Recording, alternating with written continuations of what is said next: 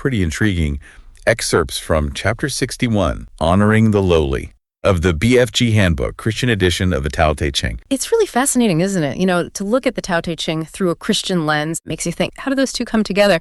The authors actually describe this as a way to restore the truth, those are their words, through a fresh expression of God's love. So, when we're approaching this chapter, honoring the lowly, it makes you think about these themes of, humility and service in a very different light, potentially. Yeah, exactly. And that's kind of our mission in this deep dive. Get to the core of, its teachings on humility, leadership, and service, and how all this applies to you in your daily life. Like, what can you actually take away from this and apply to your life? And to start off right away, they use this really interesting image right off the bat, this central metaphor that runs throughout the chapter. Yeah, absolutely. They start with this really compelling image. The great kingdom is like the lowlands where rivers flow. It is the central meeting ground of the world. It is the female reservoir of the world.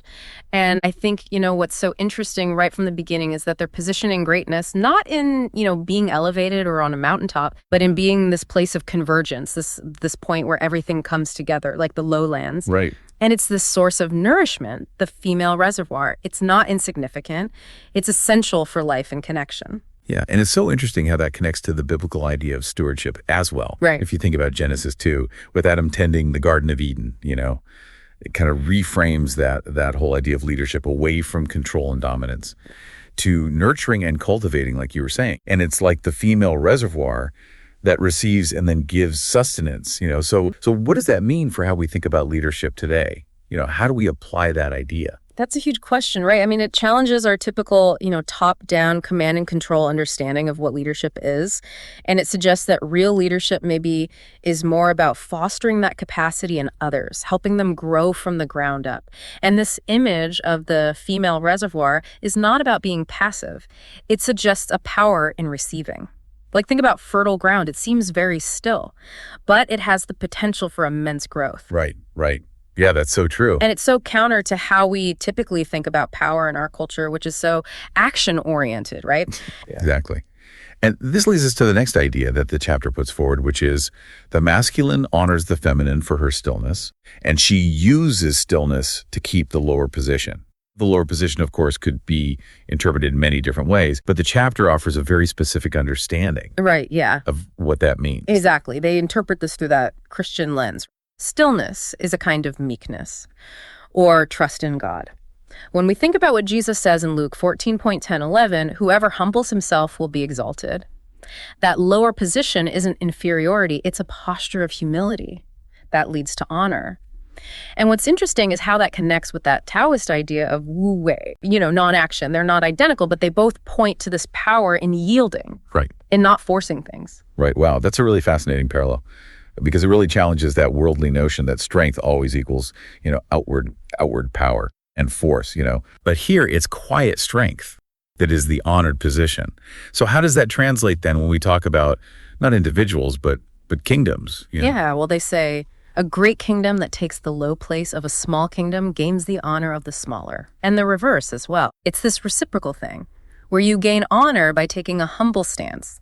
It suggests that influence isn't about size or might, but about the posture you take in relation to others. And that connection to Christ taking the nature of a servant in Philippians 2:7 is so central here. I mean, that's the ultimate example of gaining honor through embracing what the world would consider a lower status. For sure, yeah. But it was not a position of weakness. Right. But a position of immense power and love. Absolutely. Yeah, it flips our typical understanding of power dynamics on its head. The chapter is not saying be passive, be taken advantage of, But that real influence, lasting honor, they come from that foundation of humility and a focus on serving others. And then it moves into this idea of growth, right? How the great kingdom desires to grow the population it nourishes, and the small kingdom desires to join by serving the greater. So it seems like a win-win situation for everyone involved. Yeah, it's mutually beneficial. Yeah. Absolutely. And it shifts the focus of leadership away from acquisition to cultivation.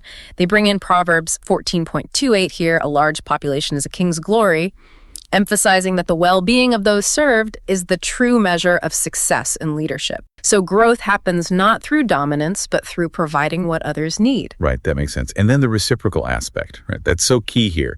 Both kingdoms achieve their aims through serving. The larger grows by nurturing, and the smaller finds connection and purpose by contributing. A very fascinating model of interdependence. So ultimately, what's the core message here? What's the main takeaway? I think they bring it all together with this very clear statement: whoever takes the lowest place will be honored.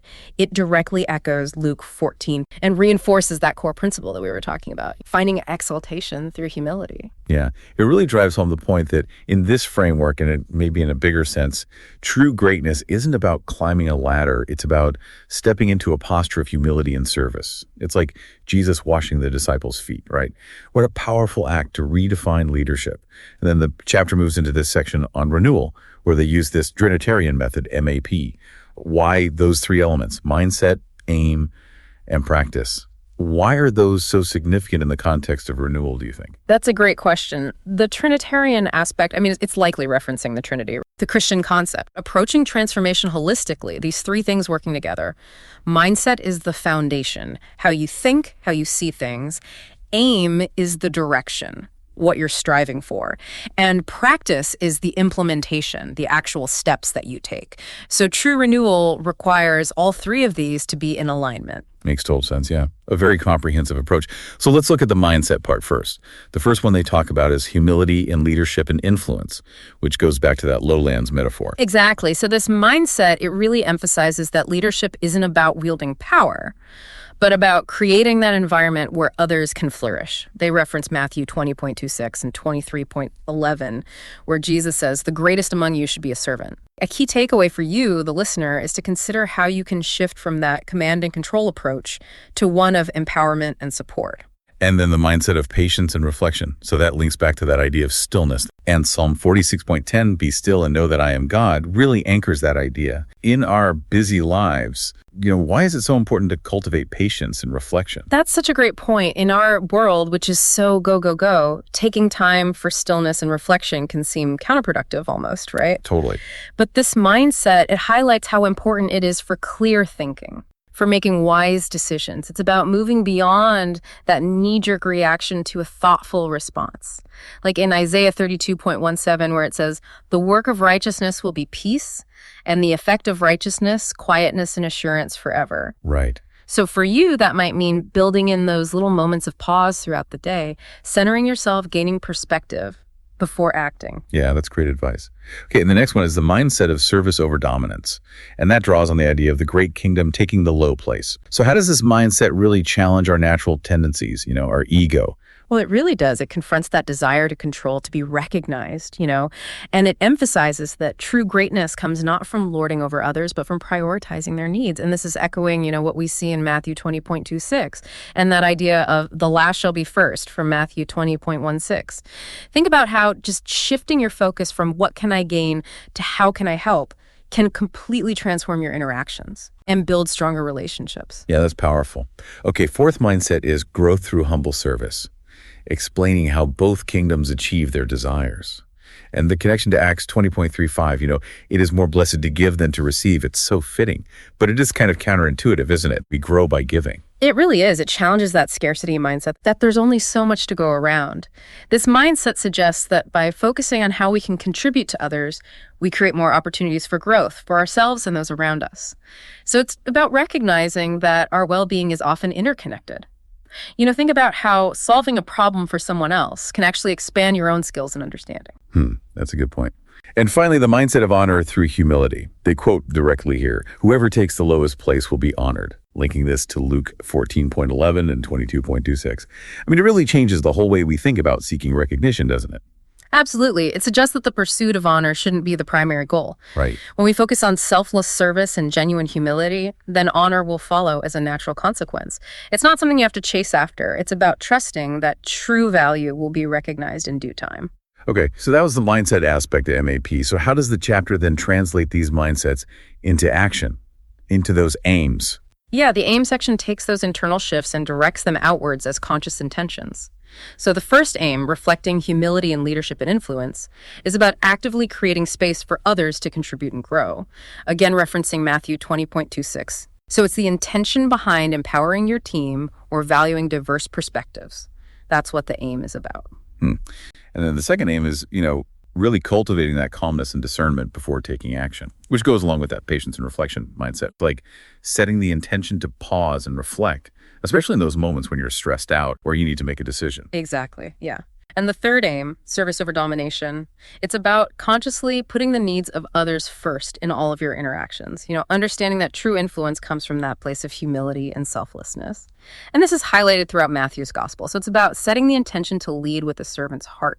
And the aim of growth through humble service. This one involves seeking out opportunities to help others, to contribute to their well-being, recognizing that reciprocal nature of growth that's highlighted in Acts 20.35 and Matthew 23.11. It's about making a goal to add value to the lives of those around you. Yeah, for sure. And the last aim, honor through humility, it's about consciously focusing on placing the needs and recognition of others before your own, trusting that true honor comes from God. And we see this in Luke 14.1 and 22.26. So it's that deliberate choice to step back and let others shine. Okay. So mindset shapes our thinking, aim directs our intentions. And then the final part of the MAP framework is practice, right? So how do we put all of this into concrete action? How do we live these principles out? Well, the practice section lays out very specific, actionable steps. So for humility and leadership, it's about actively listening to those you lead, creating those opportunities for their growth and development, reinforcing what we see in Matthew. This might look like seeking feedback regularly or delegating meaningful tasks. Okay. And the practice for patience and stillness.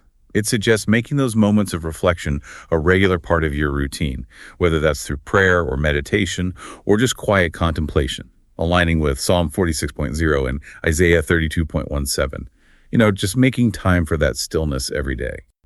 And for service over self-interest, the practice is looking for those small, tangible ways to serve others in your daily life.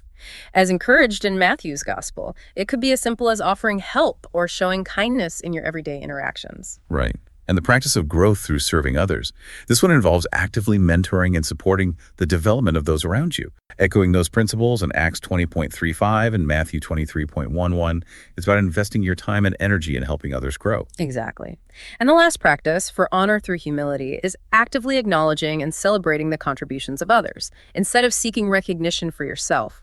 And this is highlighted in Luke's gospel. So it's about shifting that focus outwards, giving credit where credit's due. So we've talked about mindset, aim, and practice. And now the chapter moves into that final section, respond, which is so interesting because it looks at how these ideas resonate with different traditions and faiths. Right. It's about finding common ground, recognizing that these principles are not unique to one belief system. So for humility in leadership and service, alongside the Christian scripture, they point to a hadith in Islam about the best person being the most beneficial to others. And there's a Buddhist verse from the Dhammapada on how humility leads to awakening. And then a verse from the Bhagavad Gita in Hinduism about serving the truth. It shows how this idea of humility as a foundation for positive influence really unites us across traditions. Wow, yeah. And for stillness and reflection, there are parallels on the Quran which emphasizes patience and prayer. The Dhammapada talks about the importance of letting go of those distracting thoughts to find inner peace. And the Bhagavad Gita emphasizes the discipline needed to control a restless mind. So it really underscores the universal need for inner calm and clarity, for wise action. Absolutely. When it comes to serving others over self-interest, the chapter highlights the Quran, encouraging that humility born out of mercy. The Dhammapada has that powerful image of a lamp illuminating its surroundings by lighting another. It shows the shared understanding of service as a deeply meaningful act. And then the principle of growth through mutual support and service. This one finds resonance in 1 Peter, which encourages the use of spiritual gifts to serve others. And the Quran urges believers to help one another in righteousness. The Dhammapada highlights that strength found in selfless service. And the Bhagavad Gita talks about how actions performed for the welfare of the world lead to liberation. So again, a common thread of community and mutual support being vital for progress. Yeah. And lastly, for honor through humility, there's a hadith that states that Allah elevates the status of those who are humble. The Dhammapada suggests that the humble see no fundamental difference between themselves and others. And the Bhagavad Gita indicates that serving others with devotion leads to the highest status. So we see that convergence on the idea that true honor comes from humility and service, not self-promotion. Wow. It's really amazing to see these themes repeated across so many different spiritual traditions. And the chapter ends by emphasizing that these principles, humility, stillness, service, they're not just limited to one belief system. They're universal truths. that can help us understand each other better and create more unity. So as we wrap up this deep dive into honoring the lowly, what are your final thoughts? I think the core takeaway is that humility and service, they're powerful and often overlooked. Yeah, for sure. That MAP framework gives us a practical way to take those concepts and put them into action in our lives.